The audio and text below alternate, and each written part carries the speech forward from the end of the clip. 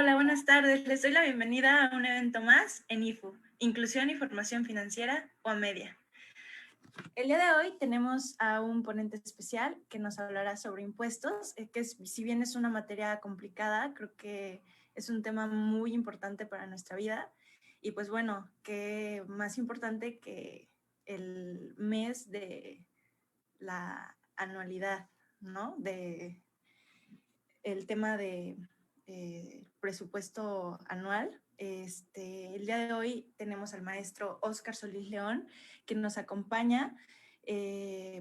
Estudió en la Universidad Iberoamericana la licenciatura en Economía y Finanzas, una maestría en la Universidad Panamericana con el IPADE, la especialidad en Impuestos y Servicios Legales por la Universidad Panamericana en conjunto con Deloitte, así como una especialidad en finanzas corporativas. Actualmente cursa la licenciatura en Derecho y funge como director en Essentia Advisory. Como esta firma se encarga y es líder en el mercado mexicano por su amplio portafolio en servicios profesionales en materia de asesoría y consultoría legal y tributaria.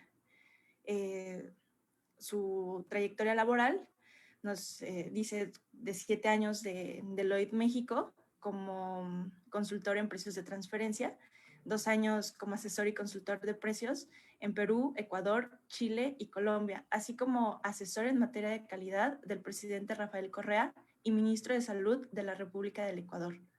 También asesor en materia legal tributaria de la diputada federal Soraya Pérez Mujía. Y bueno, cuéntanos sobre este tema importante y a veces complicado, que es hablar sobre impuestos, Óscar. Muchas gracias, Sofi. Pues saludos a todos, buena tarde. Me da mucho gusto estar aquí y platicarles a todos pues un poco de lo que es este tema. Para muchos, si lo quieren ver así, escabroso, que es el tema de los impuestos en México. Pero bueno, realmente no es así, es un tema de tecnicismo, de conocimiento que evidentemente pues se va dominando y no se domina siempre al 100%, ¿no? Eso siempre hay que tenerlo muy claro. Siempre hay, el tema tributario en México está en constante cambio día a día por ejercicio fiscal. Tenemos el gran ejemplo hoy en día de que, bueno, ya hay una iniciativa de ley en materia del outsourcing. El otro año se prevé una gran reforma fiscal, la última fue en el 2014. Yo creo que desde 2010 a la fecha se han dado una serie de cambios en materia tributaria en México y yo creo que es lo más bonito de esta área, ¿no? Estar cada día pues en atención y en lectura y en constante aprendimiento en el día a día, ¿no? Siempre tienes que estar al día en cuestión de todos los cambios en materia tributaria en México y así es el día a día de esta materia, ¿no?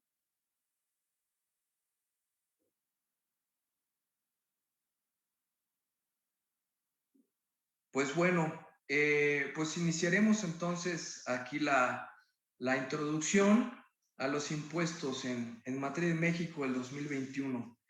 Pues creo que me gustaría empezar denotando un buen análisis, ¿no? Que en México, desgraciadamente, se carece de pues de un gran conocimiento en materia fiscal, ¿no? Tristemente, si hay un claro desconocimiento en materia de impuestos, y no solo de personas físicas, como muchísimos colaboradores que nosotros somos hoy en día asalariados, sino también personas físicas que tienen otras actividades como empresariales, que hay un vano desconocimiento de cómo son los efectos tributarios en México, cuáles son los impuestos que realmente nos atacan, cuáles son las tasas que nosotros tenemos que pagar, ¿no? Y eso independientemente hablando de persona física, ¿no? Pero ya hablando de persona moral, todavía el tema se vuelve muchísimo más interesante y amplio, diría yo, porque, pues bueno, a lo largo de la experiencia que yo he tenido asesorando y dando consultorías a diversas empresas de diversas industrias, pues me he encontrado con que realmente en materia tributaria hay un gran punto ahí que queda volando, ¿no? Muchas empresas se dedican a maximizar sus ingresos, muchas empresas se preocupan mucho por la parte de marketing, se preocupan mucho por la parte financiera, se preocupan también por la parte de recursos humanos, pero creo que dejan, pues por un lado, una parte muy fundamental y me parece clave en las empresas, que es la parte tributaria. No hay que perder de vista que los impuestos, si hay errores u omisiones, incluso se puede denotar en un gran y grave problema ante una empresa en el cual lleve al punto de quiebre y de cierre de una empresa de cualquier industria que pudiéramos hablar. Y bueno, en materia de persona física, pues ni se diga, ¿no? Me parece que hay un muy bajo porcentaje en México actualmente, y no me parece, realmente hay análisis y estudios de esto, en donde te indica que el porcentaje de personas físicas en México que llegan a hacer su declaración anual es bajísimo. Realmente, y lo digo con mucha tristeza, porque el mercado laboral mexicano hoy en día se encuentra rezagado totalmente. Hablamos de un 60% del mercado en México que está en la informalidad. Y esta informalidad, pues evidentemente nos habla de que toda esta población, que hablamos del 60% en México, pues no declara impuestos, no hace declaraciones anuales y pues bueno, no hay que perder el punto de vista que en materia económica en el país, los impuestos son y forman parte crucial del ingreso del país, ¿no? Y aproximadamente en todo el ingreso total en México, estamos hablando que solo el 10% existe de recaudación en el país hoy en día, lo cual es totalmente bajísimo. Si hablamos de países evidentemente muchísimo más desarrollados, hablaríamos que este porcentaje es del 10, arriba del 10, 20, 30, hasta un 40 o 50% de recaudación, ¿no?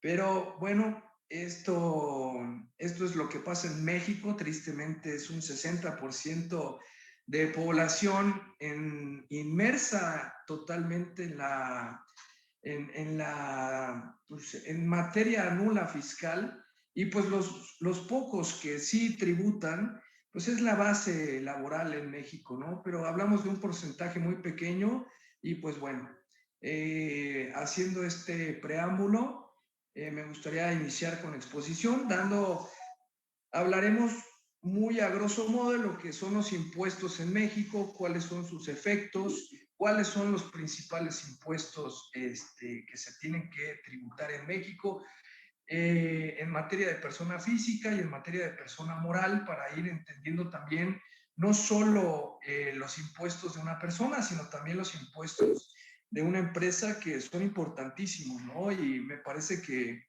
pues, que todo el auditorio que nos está escuchando no solo está interesado en escuchar el tema de los impuestos de persona física, ¿no? Me parece que los impuestos de persona moral son importantísimos, y pues de cara a la audiencia, que seguramente ya hay muchos trabajando en el mercado laboral, pues sin duda les viene bien entender de manera general lo que es la base tributaria en el país.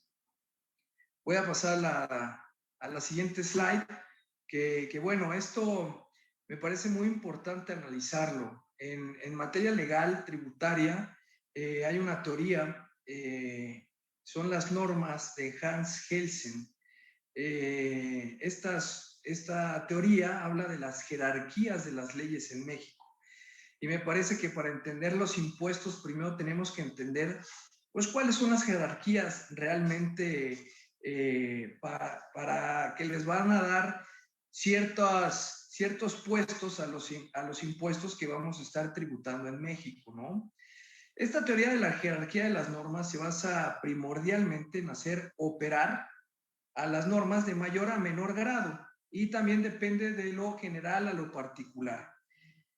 Su principal postulante, que en este caso les comentaba que es un gran estudioso y técnico, Hans Kelsen, creó la teoría con base del derecho y en la base tributaria de en un estado cuáles son las jerarquías de las leyes y con esta jerarquía pues nosotros vamos a analizar y a comprender las leyes en un estado, en un país o en una región. Como bien lo indica el gráfico, la primera unidad jerárquica en esta jerarquía de normas, pues es la Constitución Política de los Estados Unidos Mexicanos. Vamos a decir que esta Constitución es el primer peldaño hablando de lo general a lo particular. Y evidentemente hay que denotar que todo lo escrito en la Constitución se plasma hacia abajo en leyes federales, constituciones locales, ya sea en municipios como estados, porque también hay leyes tributarias en estados y hay leyes tributarias en municipios, ¿no? Y también hay leyes tributarias federales, que ahorita voy a hablar un poco de ellas. Están las leyes locales, los decretos y muy importante que son los reglamentos y las jurisprudencias. Me gustaría hablar un poco de los reglamentos porque son esta base reglamentaria son las que nos dan las líneas y las pautas de hacer cumplir las leyes en México, ¿no? Pero bueno, remitiéndome hasta el punto más alto de esta teoría de Kelsen, la Constitución Política de los Estados Unidos Mexicanos es el principal rubro de donde debemos de partir para hacer cualquier análisis tributario en México. A la par de la Constitución, y lo digo a la par porque literal están completamente relacionados, son los tratados internacionales. ¿Y tratados internacionales a qué me refiero? Como tratados como la Organización Internacional del Trabajo, el Tratado de Libre Comercio entre Norteamérica y todos los tratados internacionales que existen hoy en día tienen el mismo nivel jerárquico que la Constitución Política de los Estados Unidos Mexicanos. ¿A qué me refiero con esto? Que si un articulado en la Constitución indica cierta postura y si un tratado indica otra postura, están al mismo nivel y habría que analizarlos de manera separada. Por abajo están las leyes generales y las leyes federales. Leyes federales como la ley del impuesto sobre la renta, la ley del seguro social, la ley del impuesto al valor agregado, que es el IVA, y diversas leyes como la Ley Federal del Trabajo, la Ley del Infonavit, la Ley del Fonacot, entre otras leyes que tenemos.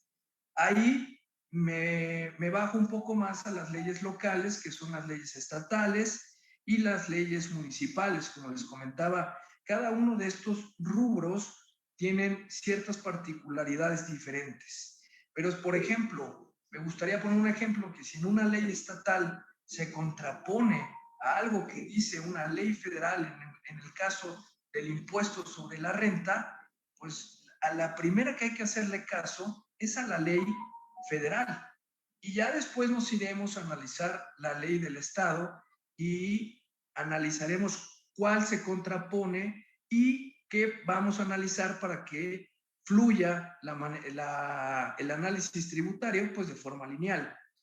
Pero esto nos dará la partida de analizarlo en base a los reglamentos. Si no tuviéramos los reglamentos, pues no tuviéramos realmente las reglas de juego para analizar una ley.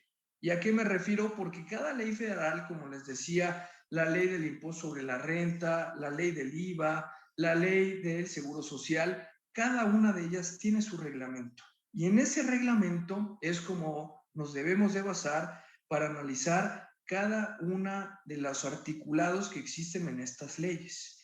Es así, a grosso modo, cómo se analizan las leyes en México. De hecho, me gustaría hacer un paréntesis actual que denotará muy claro y muy conciso esta pirámide de jerarquía. Hoy en día, pues evidentemente se han hecho diversas reformas y no solo en materia tributaria. La más famosa, yo creo que últimamente, es la reforma energética y la reforma del outsourcing. Pero bueno, me gustaría poner de ejemplo la reforma en materia energética porque justamente se formó como inconstitucional. ¿Y a qué me refiero con esto? Que quisieron hacer un cambio en ley en materia energética que justamente se contraponía con lo que decía la Constitución política de los Estados Unidos mexicanos. Y por eso es muy bonito este análisis en materia tributaria en México, porque en este caso fue un gran caso de análisis y me parece que va a ser un caso de análisis posterior todavía, porque esta ley se marcó como inconstitucional, es decir, esta ley no se pudo promulgar porque se interponía directamente con los estatutos y articulados de la Constitución Política de los Estados Unidos mexicanos. Así de importante esta jerarquía en el cual, aunque nuestro presidente, Cámara de Diputados, Cámara de Senadores en el país dicten una ley, si es anticonstitucional, se deroga totalmente.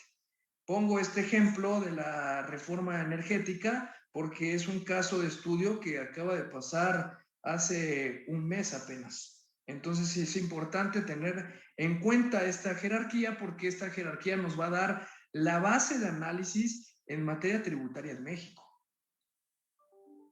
Me paso a la siguiente presentación y pues bueno, empezamos con analizando el origen normativo de los impuestos en México.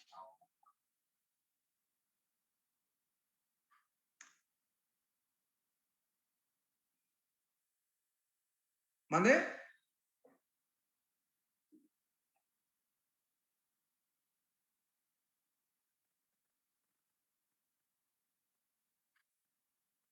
Permíteme, ahorita cambiamos.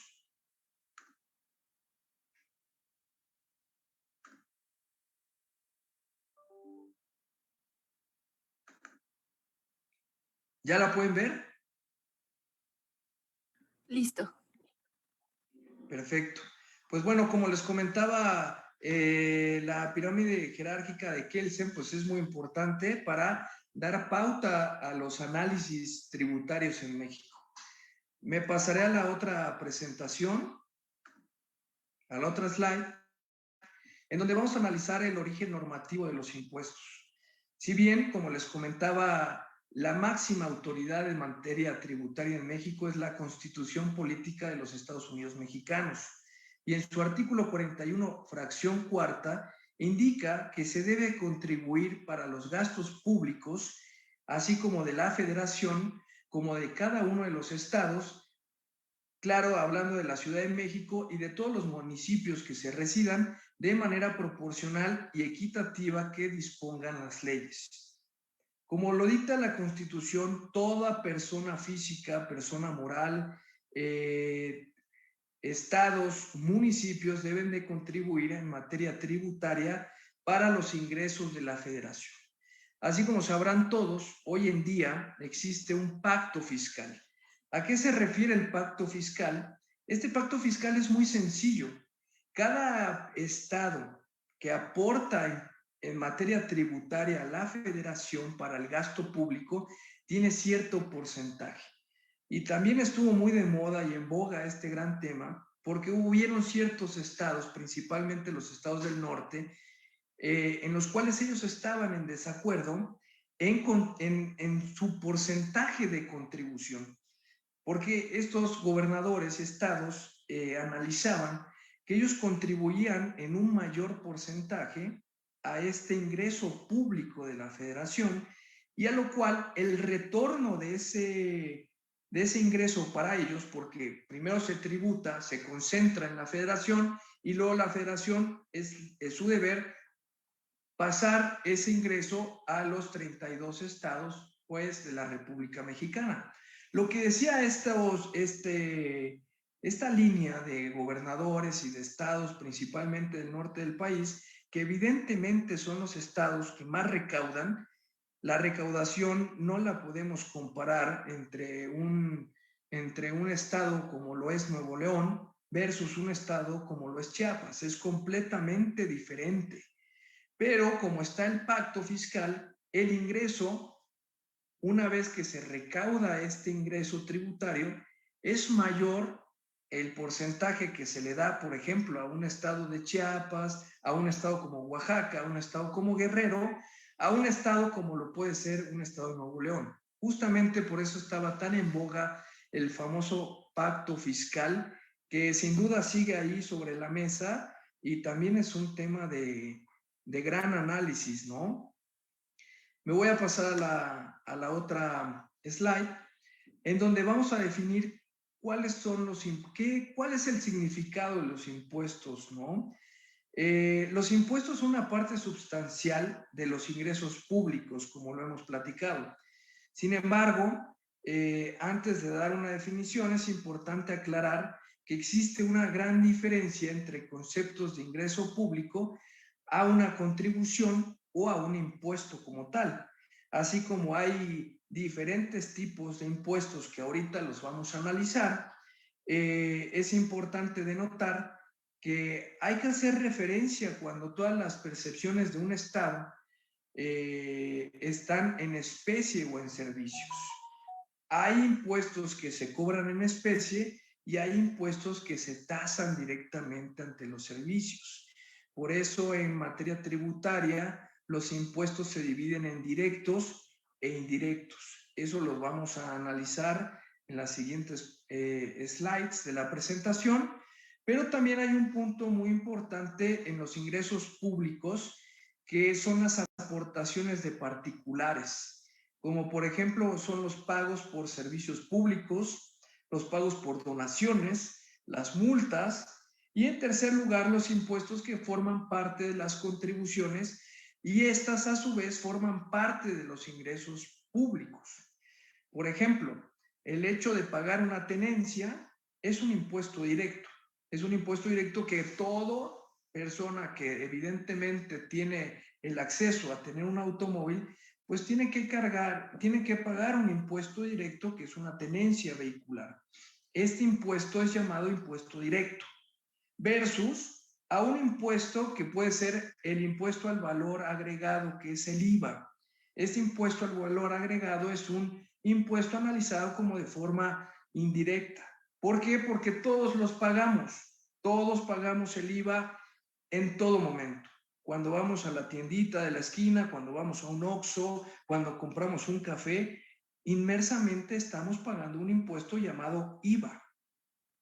Ahorita vamos a analizar cuáles son las conceptualidades y las características de este impuesto, pero es importante denotar que los impuestos en materia tributaria en México hacia persona física están divididos en impuestos directos e indirectos.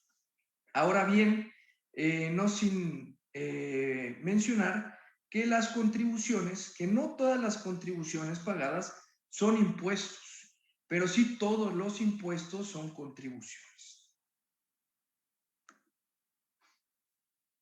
Aquí denoto dos definiciones de los impuestos en dos diferentes ramas, ¿no? Principalmente para la Secretaría de Hacienda y Crédito Público, que en el artículo 2, fracción primera del Código Fiscal de la Federación, los impuestos están contemplados como los impuestos son las contribuciones establecidas en ley que deben pagar las personas físicas y morales que se encuentran en la situación jurídica o de hecho prevista por la misma. Quiere decir que en toda ley, cualquier impuesto debe de ser cubierto ya sea por personas morales o por personas físicas. Ahí hay que hacer una diferenciación que una persona física es un asalariado, por ejemplo, una persona que va y cumple su actividad profesional, por ejemplo, un contador, y le pagan por un concepto de sueldos y salarios, y él tiene que pagar un impuesto por ese ingreso que tiene. ¿Cuáles son los impuestos que paga? Pues son diversos. Se paga el impuesto sobre nómina, se paga el impuesto sobre la renta, se paga las cuotas obrero-patronales al IMSS, y bueno, es una serie de impuestos. También se paga un porcentaje del Infonavit y es una serie de impuestos que al final pues todos nos asustamos cuando vemos nuestro cheque, nuestro primer pago, ¿no? Que nos promete la empresa que nos va a pagar 20,000 pesos mensuales y de repente vemos en nuestro bolsillo que solo nos depositaron 14,000 y nos asustamos porque decimos, oye, ¿y a dónde se fueron esos 6,000 pesos? Desgraciadamente o afortunadamente esos 6,000 pesos se fueron a formar parte del ingreso nacional. Ya platicaremos en la parte de dudas y respuestas si ese impuesto, y ustedes me lo dirán, si se les hace justo pagar 6,000 pesos de impuestos por un salario de 20,000, cuando pues los servicios públicos en el país actuales pues son precarios y se supondría que con esos 6,000 pesos que paga una persona física tendríamos que tener servicios de primer nivel, tendríamos que tener un acceso a la salud de primer nivel, así como tendríamos que tener muchísimos más servicios como carreteras, como calles de primer nivel. Pero bueno, eso ya me lo refutarán en la parte de dudas y preguntas. Pero se los dejo al aire, piénsenlo y vean si les parece justo. Ahora bien, vamos a analizar los elementos de los impuestos. Los elementos de los impuestos se dividen en activos, en sujetos activos y en sujetos pasivos. El sujeto activo es aquel que tiene el derecho de exigir el pago de tributos. Quiere decir que el gobierno mexicano es el sujeto activo que te pide que tienes que pagar esos impuestos y el sujeto pasivo, pues evidentemente son todos los que tenemos que pagarlos. Aquí hace una denotación de sujetos activos que es la federación, que es el gobierno mexicano, los estados y municipios, porque hay impuestos que se pagan de manera federal, hay impuestos que se pagan de manera estatal y hay impuestos que se pagan de manera municipal. El sujeto pasivo, analizando esta parte, es toda persona física o persona moral que pues tiene que pagar obligatoriamente este impuesto, porque así está dictado desde la Constitución y es como está dictado, como lo tenemos que hacer periódicamente pagando estos impuestos, ya sea de persona física o persona moral. Llámese persona moral, me refiero a cualquier empresa en México. Sin embargo, es importante aquí hacer notar una diferencia entre el sujeto pasivo del impuesto y el sujeto pagador del impuesto, ya que muchas veces se generan confusiones, como sucede, por ejemplo, con los impuestos indirectos, y esto es muy importante analizarlo. El sujeto pasivo del impuesto es aquel que tiene la obligación legal de pagar el impuesto, mientras que el sujeto pagador del impuesto es quien realmente paga el impuesto.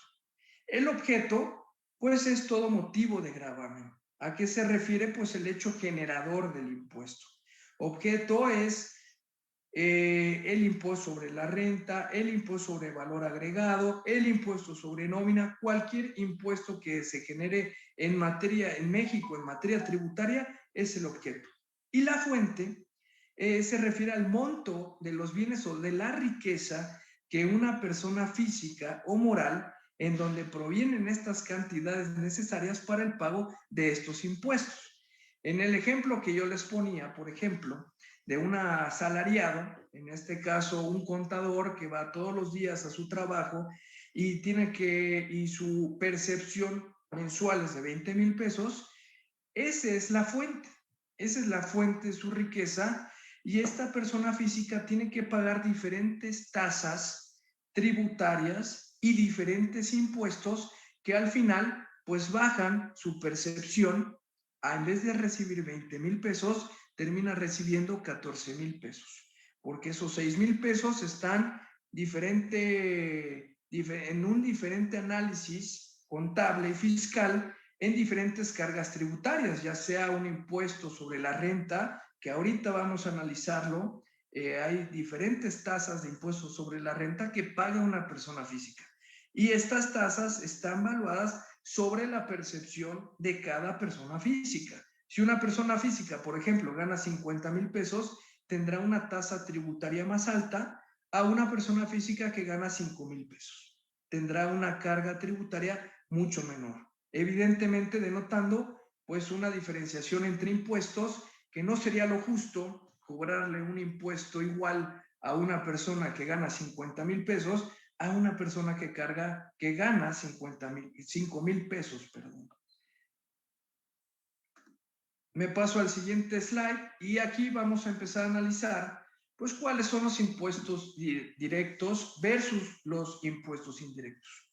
Los impuestos directos son aquellas contribuciones que se tasan por una riqueza o acumulación de ya sea una persona física o una persona moral, y cuando existe un padrón activo de estos que causan este impuesto. ¿Cuáles son los directos que les mencionaba? Les ponía un ejemplo de pagar un gravamen por un automóvil. Este es un impuesto directo que hay que pagar. También se paga un impuesto por predial. ¿Cuál es el famoso impuesto por predial? Que yo creo que los que ya tienen un bien inmueble hoy en día, pues les causa mucho dolor de cabeza que al inicio del año, pues ya les están cobrando el tema del predial, y por ahí el gobierno se dice ser muy buena onda con algunas tasas de descuento, ¿no? Por pronto pago. En este año, por ejemplo, en Ciudad de México, se hicieron descuentos por pronto pago. Si tú pagabas por 3 meses, te hacían un descuento del 10%, si tú pagabas por 6 meses del 12%, y si pagabas el año completo, pues te hacían un descuento del 14% por pronto pago de predial. Este claro ejemplo es un impuesto directo cobrado en México, pero también están los impuestos indirectos que también pues hay que analizarlo muy correctamente, porque muchas veces estos indirectos son los que más nos pegan en un análisis tributario en México. Los impuestos indirectos son aquellas contribuciones que se tasan para aquellos consumidores finales por producto o por servicio, en el cual no existe padrón y la base gravable de todo aquel que consuma o se disfrute de un servicio determinado por la ley fiscal. Como habíamos analizado en la pirámide de Keynesian, la ley fiscal, hay diferentes leyes fiscales como la ley del IVA, la ley del impuesto sobre la renta, que nos dan pauta a estos pagos de impuestos indirectos. Por ejemplo, si nosotros vamos y adquirimos el súper de manera mensual en el supermercado, pues bueno, denotaremos que estamos pagando un IVA por esos productos. Si vamos al Oxxo a comprar un refresco, ese refresco tiene un IVA, y también tiene otro impuesto muy especial que es llamado el impuesto IEPS, que ahorita vamos a analizarlo, que no solo contienen, eso es un impuesto especial para temas de refrescos, de cervezas, de cigarros, de gasolina, muy importante, que también tiene otro tratamiento diferente, pero es un impuesto muy importante que hay que analizarlo en materia tributaria en México también. Entonces, concluyendo, en México hay impuestos directos e impuestos indirectos. Que ahorita vamos a ver una figura en lo cual pues vamos a ver de manera general pues cuáles son las clasificaciones de estos impuestos. Como les decía, se divide de manera general en directos y directos. Vamos a analizar primero los indirectos, que son actos o consumos. Estos actos y consumos nos dan introducción de mercancías, salida de mercancías, que hay que pagar impuestos. Hay una rama muy importante tributaria que es el comercio exterior, que es una rama muy especializada en materia tributaria, que se tributan impuestos internacionales por mercancías que salen y que llegan a nuestro país. Para este tipo de impuestos, evidentemente, en materia en materia internacional, pues hay que hacer pedimentos, y estos pedimentos son pues sujetos a temas muy especializados, que como les decía, es una rama pues muy especializada en materia tributaria. Los consumos, pues son los de transferencia y los de producción. por producir un producto te cobran un impuesto, pero también por transferirlo. Quiero decirlo, por transferencia, llámese por distribuirlo. Por distribuir un producto también te cobran un impuesto y hay artículos de consumo básico y artículos de lujo. No es lo mismo, por ejemplo, en la canasta básica económica del país, que puede ser, por ejemplo, comprar 1 kilo de arroz que tiene una tasa tributaria pues muy pequeña, a comprar, por ejemplo, un automóvil de lujo que tiene una tasa tributaria bastante alta, y también el efecto impositivo en materia tributaria pues es muy bajo, ¿no? Para que tú puedas deducir un automóvil en México, aproximadamente es un monto de no más de 150,000 pesos, ¿no? Entonces, es una denotación entre una canasta básica que tiene impuestos muy pequeños, artículos de lujo que tienen impuestos muy altos. Y los impuestos directos, que son los personales y que son los reales. Personales, pues hablamos de personas físicas, pero reales hay sobre las cosas, sobre la persona, que en este claro ejemplo es el ejemplo que les he dado de una persona que trabaja como contador en una empresa y que se le cobran ciertos impuestos por su salario, pero también hay impuestos sobre las cosas que tienes que pagar. A grandes rasgos, así es como se clasifican los impuestos. Iré a la siguiente slide, donde hablamos más a fondo de los impuestos directos e indirectos. Estos impuestos directos son aquellos que gravan al ingreso, la riqueza, el capital o el patrimonio. Estos afectan de manera directa a un sujeto del impuesto. Por lo tanto, en este caso, no es posible que se presente el fenómeno de traslación. Y esto es un punto muy importante, porque hay impuestos que se trasladan hacia otras personas o hacia otras personas morales. El claro ejemplo de este impuesto de traslación es el IVA. Cuando un impuesto, el impuesto al valor agregado, genera esta causación y se traslada, muchas veces y muchas empresas trasladan este impuesto. Por ejemplo, cuando nosotros vamos y compramos un producto que contiene un IVA, ese IVA lo estamos pagando nosotros, pero no se lo queda la tienda. La tienda lo tiene que trasladar en su declaración anual de persona moral como un IVA trasladable. Y ese es el efecto de ese impuesto. Cada impuesto como el ISR, como el IVA, como el IEPS, como el sobre nómina, tienen tratamientos fiscales completamente diferentes.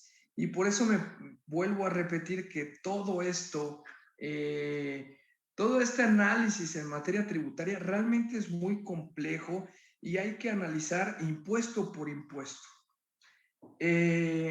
Todos estos impuestos directos e indirectos pueden clasificarse a su vez como personales y reales, como lo veíamos en la slide anterior.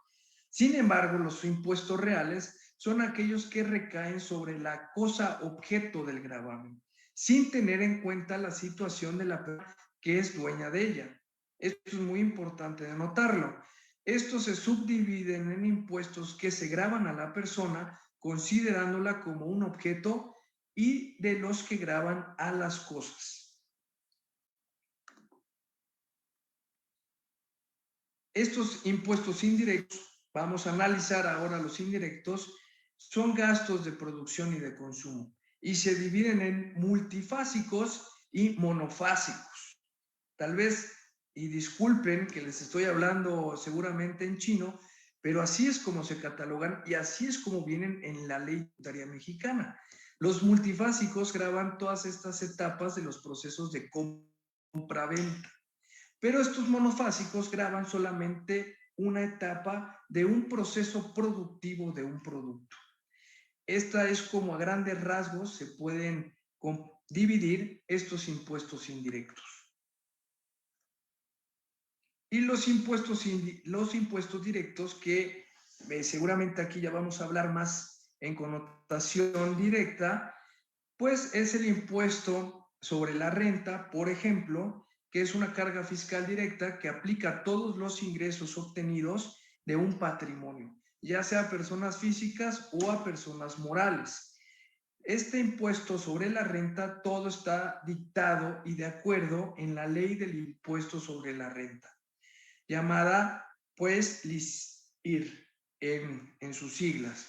Este pago está obligado a todas las personas que residan en México, que radiquen en el extranjero con un establecimiento permanente en el país, o personas extranjeras que perciban ingresos con una fuente de riqueza en México. ¿A qué me refiero con esto? Que toda la fuente de riqueza que se genere en México debe de pagar impuestos. No importa si una persona está trabajando en China, pero la fuente de riqueza en México, se le cobrará impuestos a esa persona que reside en China. Todo este impuesto directo, también vamos a platicar del impuesto sobre nómina, que pues en el claro ejemplo de este famoso contador que gana su salario, se deben de aplicar pagos realizados en efectivo, en servicio o en especie a todo concepto de remuneración al trabajo personal prestado bajo la subordinación de un patrón. ¿A qué se refiere con el objeto de subordinación? Pues toda persona que preste un servicio o actividad con y que tenga una relación de patrón subordinado. A eso se refiere. En el mismo ejemplo de un contador que trabaja en una empresa, a esto se refiere la palabra subordinación, a ser objeto de ser remunerado bajo el concepto de sueldos y salarios, y este concepto de sueldos y salarios tendrá que pagar un impuesto sobre nómina. Lo interesante del impuesto sobre nómina es que hay una tasa diferente por cada estado del país. Hay estados que tienen tasas del 3%, hay estados que tienen tasas del 2.5%, pero cada tasa es determinada por la ley de impuestos estatal. Por eso este caso del impuesto sobre nómina, al ser un impuesto directo, termina siendo un impuesto estatal, porque al final tributa en una ley diferente por cada estado de la República. Y así es como se paga el famoso impuesto sobre nómina. Bueno, en esta slide también mencionamos los impuestos directos. Como ya les mencionaba, el pago de predial es uno de ellos. El pago del predial, como cualquier persona que es dueña de una propiedad, sin importar el uso que le dé, ya sea que la rente, ya sea que la preste, ya sea que cualquier uso que le dé, debe sí o sí pagar este impuesto. Y como les comentaba, pues es muy famoso a principios de año porque hay ciertos estados como Ciudad de México que te emite un descuento por pronto pago en el famoso pago del predial, ¿no? Me pasaré a la siguiente slide, en donde vamos a hablar de los impuestos indirectos. Ahora, en este punto, vamos a hablar del impuesto del IVA. El impuesto al valor añadido, que es el IVA o al valor agregado. Este impuesto grava todas las entregas de bienes, prestaciones de servicios, y es un impuesto indirecto porque no se aplica de manera directa a la renta o riqueza de una persona física. Esto es de manera indirecta, como ya lo vimos, cualquier producto que compramos en nuestra vida rutinaria y diaria tiene un impuesto al valor agregado que nosotros pagamos. Y el impuesto especial sobre producción y servicios, que es el famoso impuesto IEPS, que es un impuesto que paga sobre la producción y venta o importación de alcoholes, cervezas, gasolinas, tabacos, etc. A todos los que están escuchando, que les gusta ir de fiesta los fines de semana, todo lo que compran en tema de alcohol, cervezas y cigarros tiene este impuesto. Lo pagamos de forma indirecta, tal vez desconocíamos que pagábamos un impuesto por estos productos, pero lo terminamos pagando. Y es muy importante analizarlo porque hay ciertos productos, como puede ser una cerveza, que terminamos pagando IVA, terminamos pagando IEPS y terminamos pagando pues demás impuestos que conlleva ese producto. Ahora bien, un tema muy importante en este tema del impuesto especial sobre producción y servicios llamado IEPS, pues es el famoso impuesto a las gasolinas. Hoy en día pues vemos un alza pues sustancial en todas las gasolinas, ya sea Magna o Premium en el país, y el IEPS forma parte fundamental de este alza. Y es un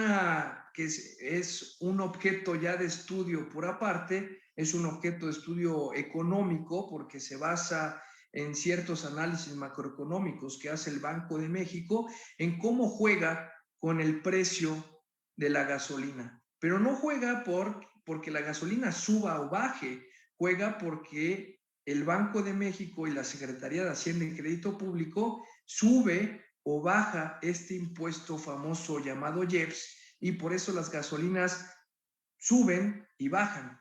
Es una manera de mitigar pues las alzas de las gasolinas en el país. Y bueno, vamos a hablar de los impuestos adicionales que son importantes también y tienen cada un rubro importante de análisis particular. Por ejemplo, el tema de lotería, rifas, sorteos. Por ejemplo, si alguno aquí es afortunado en el corto o mediano plazo y se gana la lotería, pues debe de tener en cuenta que su premio mayor pues va a aplicar una tasa impositiva de impuesto y que tendrá que pagar, y que ese impuesto se lo quedará la entidad federativa en donde se gane, porque es un impuesto federativo. Entonces, hay diferentes impuestos que se cobran de manera federal, así como de impuesto en materia local. Entonces, pues todos los que nos están escuchando, que espero que en un futuro sean afortunados de ganarse un tema de lotería, pues deben de tener en cuenta que no se van a quedar con todo el premio y que van a pagar una tasa impositiva tributaria de este premio. Vamos a hablar un poco del impuesto sobre la renta y me parece muy importante analizar este punto porque me parece que muchos de los que nos escuchan pues son colaboradores, son subordinados, como el término que manejábamos anteriormente. ¿Y qué es el ISR?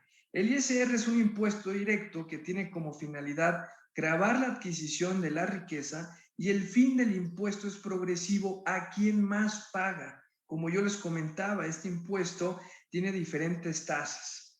Y para la autoridad fiscal no es justo que un trabajador que gane más de 50,000 pesos, pues pague lo mismo en materia tributaria a un colaborador que paga 6,000 pesos. Si podemos denotar, aquí hay una tabla, es una tabla publicada en la ley del impuesto sobre la renta, en donde cuando tú denotas y calculas una nómina, un cálculo de nómina para tus trabajadores, tienes que basarte en esta tabla. Y aquí viene el límite inferior, el límite superior y la cuota fija que paga y el porcentaje que tienes que pagar. Aquí hablamos de que si en una persona gana arriba de 85,000 pesos mensuales, pagará una tasa impositiva del 30%. Pero si una persona gana de 1 centavo a 6,000 pesos, pues pagará una tasa impositiva mayor. La tasa tope, hablamos que son de 35%. Pero bueno, a mí me gustaría que ahorita en la ronda de dudas y respuestas, pues ustedes me contestaran si les parece justo pagar aproximadamente de un 25 a un 35% de su salario en materia de impuestos y tener los servicios públicos que tenemos hoy en día en México. Pero eso es una duda que ahorita me contestarán en la ronda de dudas y respuestas. ¿Cómo se causa el ISR? Bueno, este ISR ya hablamos que se causa por todo tipo de salarios, honorarios, remuneraciones, miembros a consejos administrativos, comisarios, gerentes. Si ven, hay muchísimas actividades, por lo cual en casi todas se tiene que pagar el impuesto sobre la renta. Y el impuesto sobre la renta lo pagamos todos los que trabajamos en el mercado formal en México y no nos salvamos para nada de pagar este impuesto. Y en mi punto de vista es un impuesto muy alto para la precariedad de servicios que tenemos en el país. Las generalidades de este impuesto, pues bueno, vamos a hablar de los primeros efectos que tienen como excepciones en su cumplimiento, como son las deducciones, que pueden ser acreditaciones o reducciones de tasas dependiendo del supuesto contributivo en el que éste se encuentre. Pero básicamente, como les he comentado, independientemente de algunas estrategias contables y fiscales que, como yo, muchos fiscalistas y asesores y trabajadores de firmas en materia contable y fiscal que se dedican a trazar estrategias para evidentemente optimizar el pago de los impuestos, pues no te salvas. Realmente todos tenemos que pagar el impuesto sobre la renta de alguna u otra forma, tanto personas físicas como personas morales. Y vamos a analizar rápidamente el impuesto al valor agregado IVA. Aquí ya analizamos que este es un impuesto indirecto que tiene una tasa del 16%. Tampoco nos salvamos, nadie se salva de pagar este impuesto porque se paga indirectamente en cualquier servicio o bien que nosotros compremos. Desde comprar una Coca-Cola estamos pagando un impuesto al valor agregado y es importante denotar para que ustedes sepan que el IVA tiene una tasa del 16%, de un 0%, y hay veces que se paga que es exento de pago. Y en zonas fronterizas, en el caso del norte de la República Mexicana, la tasa se paga al 50% del impuesto. Quiere decir que hay un impuesto favorable en la zona fronteriza. Pero de todos los demás que estamos y radicamos, en su mayoría, yo creo que en Ciudad de México o en el Estado de México, se paga en general el 16%. Las generalidades de este impuesto, pues bueno, es una contribución, como ya lo habíamos visto, trasladable, y no se paga el IVA de forma general en la República. Como ya analizamos, en zonas fronterizas hay tasas diferentes a las que hay en los otros estados de la República. ¿Quiénes pagan el IVA? Pues todos pagamos el IVA, porque el IVA se tiene que pagar por cualquier compra de producto, excepto, y esto es muy importante, hay sus excepciones. No pagan IVA productos como medicinas, comidas, pero solo comidas como frutas y verduras y materia prima, carne y cualquier tasa del IVA que disfruta un servicio. Todo servicio sí paga IVA, pero bueno, solo son en materia primaria, tema como medicinas, comidas, verduras, las que no pagan el IVA, lo cual pues es casi nada. Voy a denotar rápido de lo que es el impuesto especial sobre producción y servicios, que ya lo analizamos, que es el famoso impuesto IEPS. Este impuesto, pues lo pagamos también en todos lados. Es un impuesto que se paga por la producción y venta o importación de alcoholes, cervezas, gasolinas, tabacos. Y bueno, el ejemplo claro, como aquí lo menciona, es la compra-venta de gasolina que incluye este impuesto. Es un impuesto que no nos salvamos de pagarlo y que lo sufrimos día a día los que utilizamos un automóvil y que tenemos que pagar un costo excesivo por un costo de gasolina, ¿no? Y a todos, repito, a los que les guste la fiesta, pues sabrán que ahora irán al Oxxo a comprar sus cervezas y que tendrán que pagar un impuesto que seguramente no lo sabían, que es el impuesto especial sobre producción y servicios llamado IEPS. Esto es un genérico de todo lo que pagan este impuesto, que ya lo comentamos, que son alcoholes, bebidas energetizantes, combustibles, botanas, confiterías, todo lo que es dulces, todo este tipo de productos que no son de materia prima en México, tienen que pagar este impuesto y pues no nos salvamos tampoco. Como han visto y hemos analizado el impuesto sobre la renta, el impuesto sobre nómina, el impuesto del IVA y el IEPS, nadie se salva de pagarlos y los pagamos de forma directa o indirectamente, que me parece que es lo más importante, que muchos no se dan cuenta que estamos pagando estos impuestos. Aquí, bueno, sigue esta slide del IEPS, que persigue fines de recaudación y contribución. Pero esto es un genérico para todos los impuestos. No hay que perder de vista que todos estos conceptos tributarios, la única finalidad es recaudación para las arcas públicas del país. Ese es el concepto primario de lo cual nos vamos a encontrar por qué pagamos todos estos impuestos en el país. Y bueno, aquí me parece importante analizar este gráfico muy rápido porque habla de los porcentajes en la parte de abajo que pagamos por gasolina premium y gasolina magna y diésel. Si se dan cuenta, las tasas del IEPS son bastante importantes. Pagamos por diésel 5%, pagamos por una magna 4.54% y pagamos por premium 3.88%. Son tasas bastante altas que si analizamos el precio de la gasolina actual y quitamos esa tasa de este impuesto especial sobre producción y servicios, pues realmente no estaríamos pagando tanto de gasolina. Pero también es algo que me gustaría que me contestaran en esta ronda de dudas y respuestas. ¿Les parece justo pagar este impuesto por gasolina si de por sí la gasolina ya está cara? Pero ahorita me lo responderán. Dejé al final este tema tan importante que me parece que es un tema que también honestamente me tardaría 1 o 2 horas de plática, que es que a todos les da miedo, me parece, es la Declaración Anual de Personas Físicas 2021 y creo que todo mundo se asusta cuando escucha esto.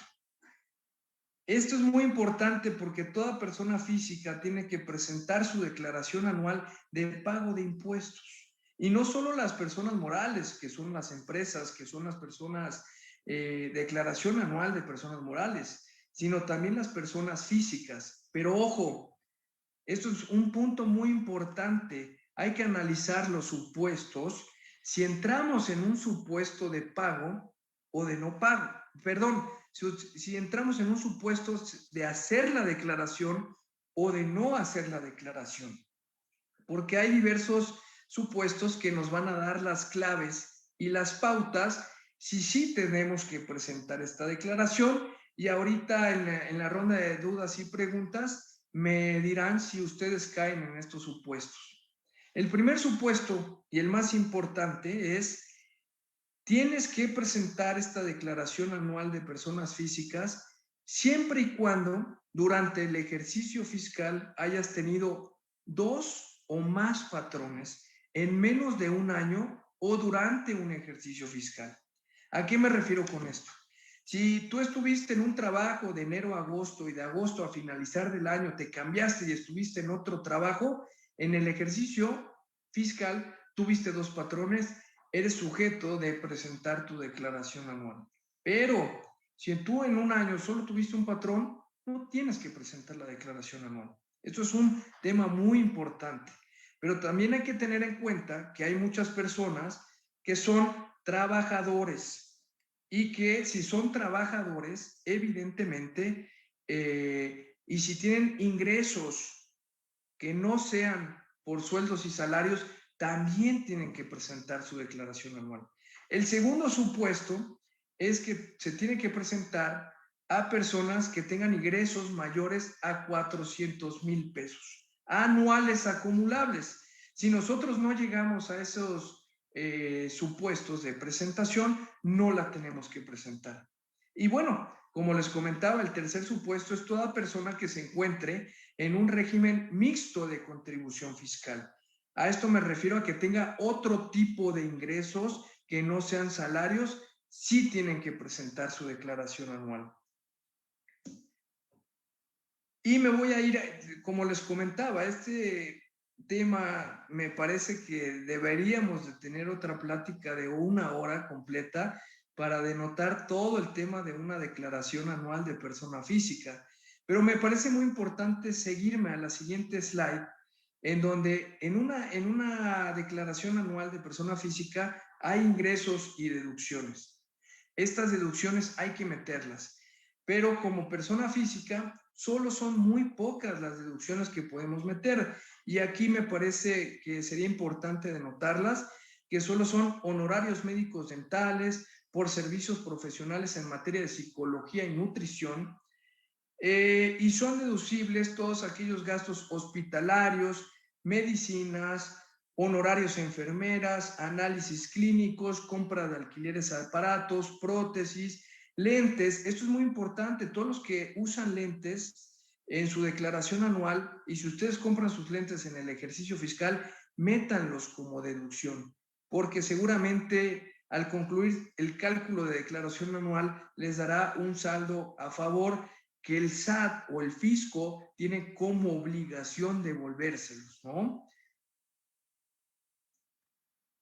Y pues bueno, pues agradezco mucho su atención. Esto fue, como yo les comentaba, una introducción muy general en cuestión de los impuestos en México. Espero que les haya gustado y quedo en espera de ustedes para esta ronda de dudas y respuestas. Gracias. Muchas gracias, Oscar. Aquí tenemos una pregunta que nos dice Verónica Rodríguez López. Interesante tema de impuestos, pero tengo una pregunta. ¿Hay un impuesto que se genere sobre el tema de acciones en la bolsa de valores? ¿Y dónde podría encontrar información sobre este tema? Es una muy buena pregunta. Las acciones en bolsa de valores como tal no generan un impuesto tributario en un país derivado a que las acciones se mantienen de forma global, pero es un caso de análisis de impuestos internacionales, porque si bien estas acciones son bienes intangibles, hay tasas de doble tributación internacionales que sí se debe de pagar. Ahora, si tú me preguntas en dónde lo puedes encontrar, hay un apartado en la página de la Bolsa Mexicana de Valores en donde vienen las tasas internacionales de impuestos internacionales por acciones en bolsas. Espero que les haya servido esta respuesta. Sí. Y luego Jared nos pregunta, referente a la declaración anual, si yo estuve en un solo empleo durante 12 años, ¿no debe hacer la declaración? No, la respuesta es no. Si tú estuviste en un empleo durante 12 años, no estás obligada a hacer tu declaración anual o no estuviste obligada a hacer tu declaración anual durante estos 12 años, siempre y cuando no hayas, el primer supuesto no lo tienes, no tuviste 2 o más patrones, por lo cual no tienes que hacer tu declaración anual, pero debes de tener un punto claro que si tú pasaste un ingreso de 400,000 pesos anuales, sí tuviste que hacer tu declaración anual. Pero si no te encuentras en ese supuesto y no rebasaste los 400,000 pesos anuales, no fuiste sujeta de obligación a presentar tu declaración anual en los ejercicios que tú trabajaste durante los 12 años.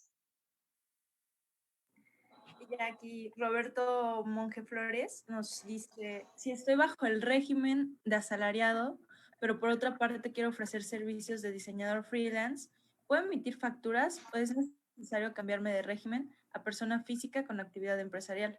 ¿Se puede estar en ambos? ¿Y me conviene estar en ambos? Eso es una gran pregunta. Sí, sin duda, para que tú como persona física emitas una factura por un servicio prestado, debes de estar en el régimen de persona física con actividad empresarial, para que tu facturación, tú puedas hacer facturaciones. Lo que yo te sugiero es que acudas al SAT y te des de alta como persona física con actividad empresarial, porque ahí tienes que hacer diferentes requisitos, como sacar tu fiel, para que tu fiel puedas hacer tu factura por servicios profesionales externos. Ahora bien, en este caso, en este supuesto que nos comentas, sí estás sujeto y eres obligado a realizar tu declaración anual de persona física porque tienes actividad empresarial y asimismo, si, así como pudiéramos denotar que no tuvieras dos o más patrones, pero tienes otro ingreso. Al tener otro ingreso que no sea de sueldos y salarios, automáticamente estás obligado a presentar tu declaración anual. ¿Y qué te aconsejo? Que sí acudas al SAT y te des de alta como persona física con actividad empresarial y que pagues el impuesto de tus facturas por los servicios independientes que vas a estar prestando. Y aquí hay otra pregunta interesante. Si obtengo ingresos por minar criptomonedas, ¿se deben declarar o qué pasa con este tema? Eso es un tema sumamente de un análisis muy amplio porque está, el tema de criptomonedas hoy en día está en el limbo fiscal. No hay como tal un análisis, una ley, no hay ni siquiera un tema tributario internacional de impuestos internacionales que esté regulando hoy en día el tema de criptomonedas. Como tal, no se paga un impuesto por este concepto y me parecería que sería un gran tema de análisis, no solo para la legislación tributaria mexicana, sino para la legislación tributaria internacional, realizar lineamientos ya contra todo este tema de criptomonedas, porque actualmente ese tema está en el limbo. Y yo les sugiero que si se dedican o se quieren aventurar en el tema de criptomonedas, pues lo hagan, ¿no? Porque no hay pago de impuestos hoy en día a esto. Es la ventaja de estar descentralizado. Y bueno, tenía otra duda sobre si eres asalariado, por ejemplo, y tienes rendimientos en acciones, pero esos rendimientos regresan a tu cuenta, digamos, en tu cuenta de ahorro, ¿qué pasa con eso? O sea, ¿sí lo tienes que declarar en la declaración anual? Eso es, también es una muy buena pregunta. Sí lo tienes que declarar en tu declaración anual porque hay que acordarnos del tercer supuesto que platicamos. El primero es que tengas dos o más patrones. El segundo es que tengas un ingreso de 400,000 pesos o más en un ejercicio fiscal o que tengas dos o más tipos de ingreso. Tu primer ingreso en este caso es sueldos y salarios, pero tú tuviste un ingreso por un tema de tener un rendimiento financiero. Automáticamente tienes que hacer tu declaración anual y tienes que incluir estos rendimientos que tendrán una tasa impositiva que tendrás que pagar en tu declaración anual. Sí, claro. Bueno, pues muchísimas gracias, Oscar. Ah, bueno, creo que tenemos otra pregunta realicé mi declaración empezando el mes de abril, ya es la última, me parece. Pero no tenía conocimiento que por tener solo un patrón no era obligatorio hacer mi declaración. Entonces, ¿habrá algún inconveniente por haber realizado mi declaración con estos supuestos? No hay ningún inconveniente. Si ya se hizo la declaración anual y no caías en estos supuestos, no pasa nada. Lo que yo te aconsejaría es que la siguiente periodo del ejercicio fiscal que tengas que hacer tu declaración anual y no caigas en estos supuestos, pues no vale la pena hacerla, ¿no? No vale la pena que le indiques al fisco algo que no caíste en ningún supuesto de presentárselo. Eso es una regla básica en materia tributaria. Claro. Bueno, muchísimas gracias, Oscar, por tu conocimiento, tu tiempo que nos estás regalando el día de hoy a IFU. Espero que a todos nos haya alimentado y servido de alguna otra manera. Y pues muchísimas gracias por estar aquí. Al contrario, el gusto es mío y me gustaría evidentemente que me volvieran a invitar para platicar más a fondo de otros temas que, como se habrán dado cuenta, todo el tema tributario es muy extenso, tiene muchos impuestos y cada impuesto es muy particular y tiene que tener un análisis completamente diferente y un análisis técnico también diferente. Les agradezco mucho la invitación y espero que esta hora les haya servido de mucho y que tengan buena noche. Igualmente, hasta luego. Hasta luego.